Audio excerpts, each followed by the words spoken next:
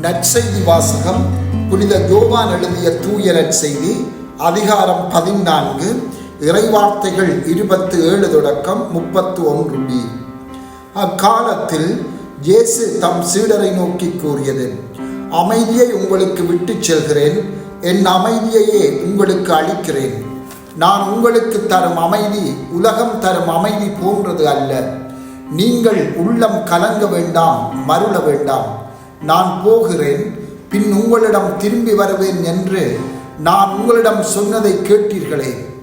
நீங்கள் என் மீது அன்பு கொண்டிருந்தால் நான் தந்தையிடம் செல்வது பற்றி மகிழ்ச்சி அடைவீர்கள். ஏனெனில் தந்தை என்னை விட பெரியவர். இவை நிகழும் போது நீங்கள் நம்புமாறு இப்போதே இவை நிகழும் முன்பே சொல்லிவிட்டேன். இனி நான் உங்களோடு மிகுதியாக பேசப் போவதில்லை. ஏனெனில் இவ்வுலகின் தலைவன் வந்து கொண்டிருக்கிறான். அவனுக்கு என்மேல் அதிகாரம் இல்லை. ஆனால் நான் தந்தை மீது அன்பு கொண்டுள்ளேன் என்பதையும் அவர் எனக்கு கட்டளையிட்டபடி செயல்படுகிறேன் என்பதையும் உலகு தெரிந்து கொள்ள வேண்டும். கிறிஸ்து வழங்கும் நற்செய்தி. கிறிஸ்துவே உமக்கு புகழ்.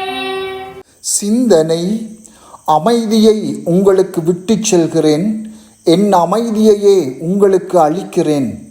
நான் உங்களுக்கு தரும் அமைதி உலகம் தரும் அமைதி போன்றது அல்ல என்று இயேசு கூறுவதை நாங்கள் இன்று வாசிக்க கேட்டோம். இயேசு தரும் அமைதி உலகம் தரும் அமைதி போன்றது அல்ல என்றால் இயேசு தரும் அமைதி எப்படிப்பட்டது? உலகம் தரும் அமைதியில் நின்று அது எவ்வாறு வேறுபட்டது? நாம் எல்லோரும் அமைதியை விரும்புகின்றோம். எமக்கு அமைதி வேண்டும். அமைதிக்கான தாகம் எம்மிலே இயற்கையிலேயே ஊன்ற பெற்றிருக்கின்றது.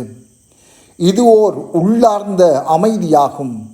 இந்த உள்ளார்ந்த அமைதியை பெற்றுக்கொள்ள பலர் பல தெரிவுகளை மேற்கொள்கின்றார்கள்.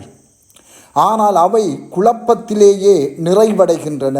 பணம் தேடல், பாலியல் ஒழுங்கீனம், ஏமாற்றுதல், சுயநலம், கோபம், மோசடி போன்றவற்றை செய்பவர்கள் ஒரு வகையான திருப்திக்காகவே செய்கின்றார்கள்.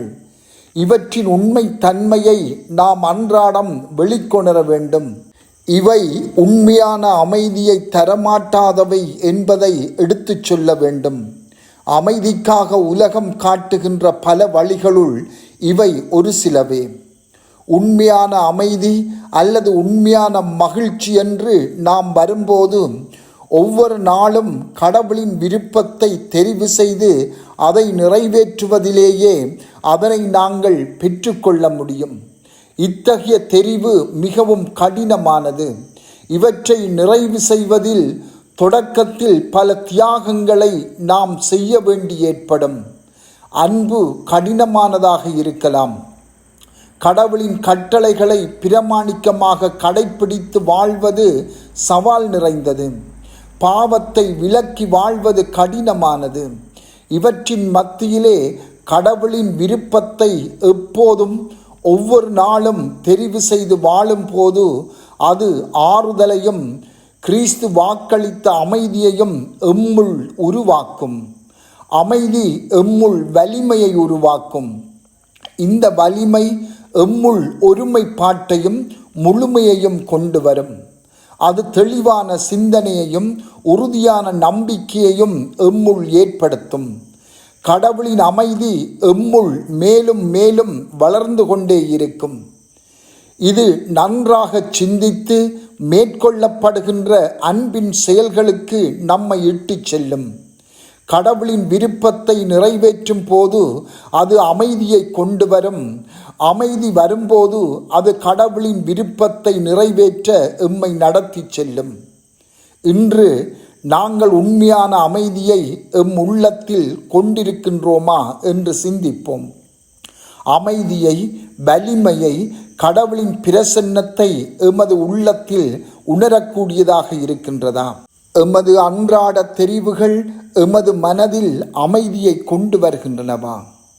செபம்: ஆண்டவரே, உமது விருப்பத்தை செய்வதிலேயே உள்ள அமைதியை பெற முடியும் என்பதை நாங்கள் ஆழமாக புரிந்து கொள்ள அருள் தாரும். ஆமென்.